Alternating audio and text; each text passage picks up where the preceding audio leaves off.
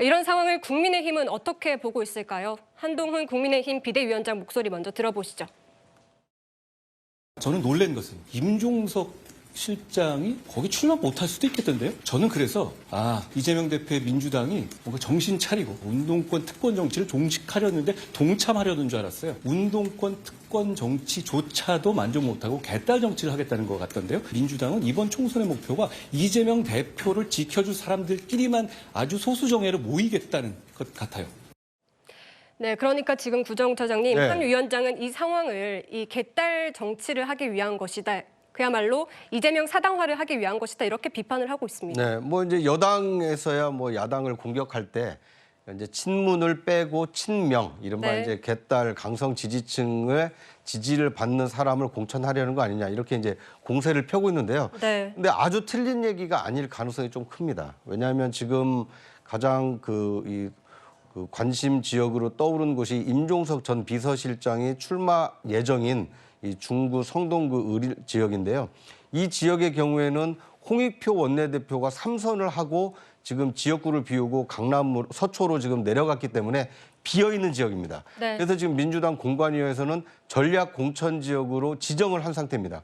그러니까 말 그대로 당 지도부나 공관위에서 이 지역에서 당선 가능성이 높은 사람이 이 사람이니까 이 사람을 전략 공천하겠다라고 결정하면 되는 상황이거든요. 네. 문제는 그런데 이 지역에 지금 임종석 전 비서실장이 예비 후보로 등록을 하고 있기 때문에 과연 임종석 전 실장 출마 의지를 밝히고 있는 대표적 친문 인사인 임종석 전 실장을 전략 공천할 것이냐, 아니면 임종석 전 실장을 배제하고 새로운 인물을 경쟁력을 앞세워서 전략 공천하느냐, 이거에 따라서 친명과 친문의 어떤 공천 갈등이 폭발할 수 있기 때문에 저는 앞으로 임종석 전 실장의 거취가 친문, 친명 이 공천 갈등의 트리거 역할, 이 스모킹건이 될 수 있다. 뭐 이렇게 예상이 되고 있는 상황입니다. 네, 지금 나오는 화면이 오늘 이재명 대표가 문재인 전 대통령을 찾아서 예방하는 모습인데, 지금 문재인 전 대통령과 이 이재명 대표가 같이 만나서 사저 안으로 들어가는 모습이 포착이 되고 있습니다.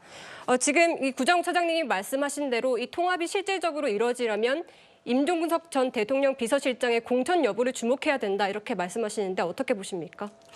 네, 뭐 임종석 전 비서실장이 그 중구 성동갑에 출사표를 던진 거는 사실 그 친문과 친명 간의 대결이라고 보기는 다르고, 오히려 저는 그 당에서 인지도가 있고 경험이 있는 중진 축에 속하시는 분들이 좀 험지나 격전지로 가야 되는 거 아니냐, 그리고 비교적 당선 가능성이 높은 곳에는 당에서 신인을 좀 배출해야 되는 거 아니냐, 이런 문제가 있는 거고요. 네. 이런 생각을 해봅니다. 처음에 비명이 나갔다고 해서 이제 친문을 겨냥한다. 근데 비명 의원 나가신 분이 고작 4명밖에 안 됩니다. 그러니까 네. 4명 나오고 나니까 친문을 공격하는 거냐? 이건 말이 안 되고, 또 253개 지역구를 보잖아요. 그러면 친명과 친명끼리 경쟁하고 있는 것도 있고 친문과 친문끼리 치열하게 경쟁하는 것도 있습니다. 네. 그렇기 때문에 253개 지역구에서 어떻게 친명, 비명, 비노, 비명 이렇게 안 섞일 수가 있겠습니까? 그렇기 때문에 이 임종석 전 비서실장 문제를 가지고 어떤 친명과 친문 간의 갈등 상황이 점화된다, 이렇게 보기는 어렵고, 오히려 당내에서는 자정작용으로 아무래도 인지도가 있고 능력이 있으신 분들이 조금 후배들에게 자리를 비켜주고 조금 격전지로 나가는 것이 좋은 방향 아니겠느냐, 이러한 의견이 있다, 이렇게 말씀드리겠습니다. 그러면 지금 서울 중성동갑 그 공천 가능성에 대해서는 어떻게 예측을 하십니까?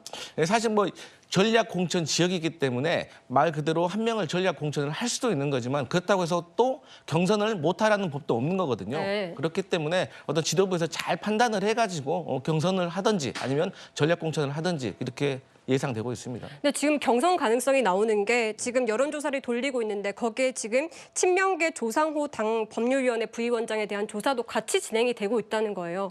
이건 어떻게 해석을 해야 됩니까? 네, 뭐 얼마 전에 조상호 변호사에 대해서 그 적합도 조사가 돌아간 걸로 알고 있는데요. 네. 이미 조상호 변호사는 본인은 금천에 터를 잡고 금천에서 오랫동안 뛰어왔기 때문에 금천에서 어떤 주민들의 평가를 받고 싶다라고 의견을 분명하게 냈고요. 그랬었죠. 당으로서는 네. 사실 이 전략 공천이라는 것은 말 그대로 그 상황의 지역에 맞게 또 상대 후보의 경쟁력을 조사해서 적당한 사람을 이길 수 있는 후보를 공천을 하는 거지 않습니까? 그렇기 때문에 사실 꼭 조상호 변호사 말고도 다른 지역에 뭐 이수진 의원의 뭐 지역구에 뭐 추미애 뭐 전 장관이라든지 네. 아니면 뭐 전현희 전 권익위원장이 여러 분들을 돌리고 있는 거예요. 그래서 그런 차원에서 이해하시면 되고 결국에는 경선이 되든 전략 공천이 되든 어떤 당에서 제대로 된 어떤 판단을 내릴 것이다. 이렇게 보면 되겠습니다.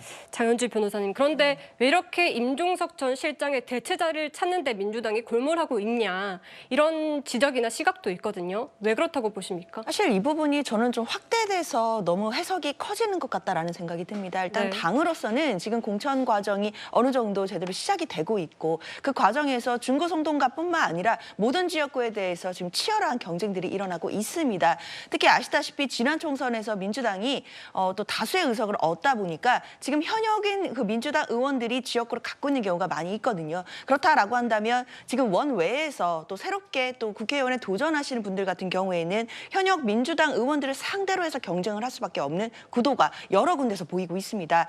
그렇기 때문에 사실 임종석 전 실장의 어떤 지역구나 이런 뭐 공천 여부 이런 부분들도 문제가 되겠지만 그것 말고도 지금 공관위 차원에서는 여러 지역구들, 즉 253개 지역구에 대해서 지금 검토를 거쳐야 될 것도 또 많고 각종 또 논란들도 있는 것도 사실입니다. 그런데 저는 또 유독 중구송동갑의 임종석 전 실장에 대해서 좀 언론에서도 많이 주목을 하고 있고 이 부분의 어떤 좀 구도 자체가 뭐 친명대 친문이 아니겠느냐라고 좀 확대 해석되는 부분들은 좀 우려가 있다라고 생각이 드는데요. 지금 그렇게 볼 것이 아니라 지금 본질적으로 이 공천 과정에서 나오는 여러 가지 뭐 갈등이나 잡음은 나올 수 있는 것이고 이것을 어떻게 공관위가 그리고 지도부가 시스템 공천 하에서 공정하게 풀어내느냐 여기에 모든 것이 달려 있다 이렇게 말씀드리겠습니다. 네. 저는 이제 다르게 보는 게요. 네. 임종석 공천은 상당히 중요한데 네. 세 가지 이제 친하기 공작으로 봅니다. 첫째는 이제 친 이재명 측에서 친 문재인 세력을 치내는 상징적 인물이 임종석이에요. 왜 그렇죠? 바로 이제 초대 비서실장부터 그렇잖아요. 문재인 정권의 상징 인물이 임종석 맞잖아요. 네. 초대 비서실장이니까.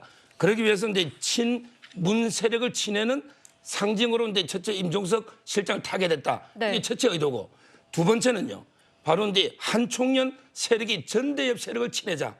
거기에도 이게 타겟되는 거예요. 네. 지금 한총련 세력 강위원부터 여러분들이 전대협 세력 이제 그만 물러나시라. 거기에 전대협 상기 의장이 임종석입니다. 이게 두 번째 저는 의도고요. 네. 세 번째가 중요합니다. 이걸 잘 분석 안 하는데 네. 바로 이제 이재명 대표가 미래의 잠재적 대권 경쟁자를 치내는 공작입니다. 아하. 네. 바로 이제 임종석 실장이 이번에 성동에서 3선이에요. 되면 이게 그럼 다음에 차기 대권 후보로 가장 이재명 대표의 라이벌로 네. 뜰 수 있는 거예요. 그러니까 이제 미리 싹을 잘라버리자. 이 세 가지 의도로 치내는 저는 여론조사가 아니고요. 여론 공작이 이루어지고 있는 거예요. 이게 무슨 말이냐. 성동구의 여론을 조상업에서 돌리잖아요. 네. 3명을 돌리는데 2명은 예를 들어 이제 뭐 대통령 비서실장이다. 임종석 이렇게 이름을 안 여요. 그다음에 서울시에 뭐 누굴 지냈으면 서울시 누구다. 박원순 이름을 안 여요. 그러면 조상호 변호사도 돌릴 때 그냥 민주당의 법률위 부위원장 조상호다. 이래 돌리되잖아요. 네. 근데 이재명 대표를 변호한 대장동 사건을 변호했었죠. 지금 이게 이재명 대표 변호인을 했죠. 활동을. 네. 구속영장을 기각시켰죠. 네. 이런 식으로 이게 이재명 대표 이름을 넣는 거예요. 이게 공정한 여론조사입니까? 이게 여론조작 아닙니까? 저는 임종석 어떻게든 치내기 위한 이런 여론조사가 이루어지고 있다고 봅니다. 그러니까 이 대표의 견제가 있다 이렇게 보고 계시는 건데요. 지금 이 민주당 공천관리위원회 지역구 예비 후보자 면접 심사가 진행 중입니다. 이 당내 친명계와 친문계 갈등의 중심에선 예비 후보들이 대거 참석을 했는데 신경전이 만만치 않습니다. 직접 보고 오시죠. 이재명 당대표를 끝까지 지켜라 이렇게 저한테 구체적으로 말씀해 주신 분이 상당히 많았습니다. 지난 총선 때 혈혈단신으로 중원에 들어가서 정말 바닥에서부터 중원에서 시작을 했고 그래서 겨우 16년 만에 저희가 탈환을 한 지역입니다. 탈당을 하겠다고 제가 공식적으로 이야기를 해본 적은 한 번도 없고요.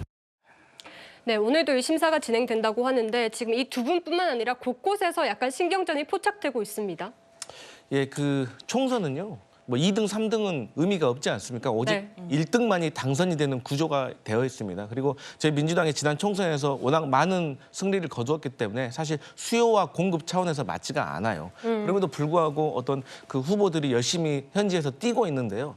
사실 그 윤영찬 의원과 관련해 가지고는 많은 논란이 있었던 건 사실입니다. 그래서 뭐 이수진 비례대표 의원이 출마를 하는 것도 지금 현실인데요. 어쨌든 간에 공관위에서는 네. 이 두 분에 있어서 공정하게 어떤 심사를 해가지고 어떤 논란 없이 풀어내는 것이 숙제일 텐데 사실 공천이라는 게 어떤 공천이 누구를 만족시킬 수 있겠습니까? 그래서 민주당으로서는 전체 선거를 보고 나서 전체 선거에서 친명이냐 친문이냐 뭐 이런 계파의 갈등을 최소화시키는 것이 숙제일 것이다 이렇게 보고 있습니다.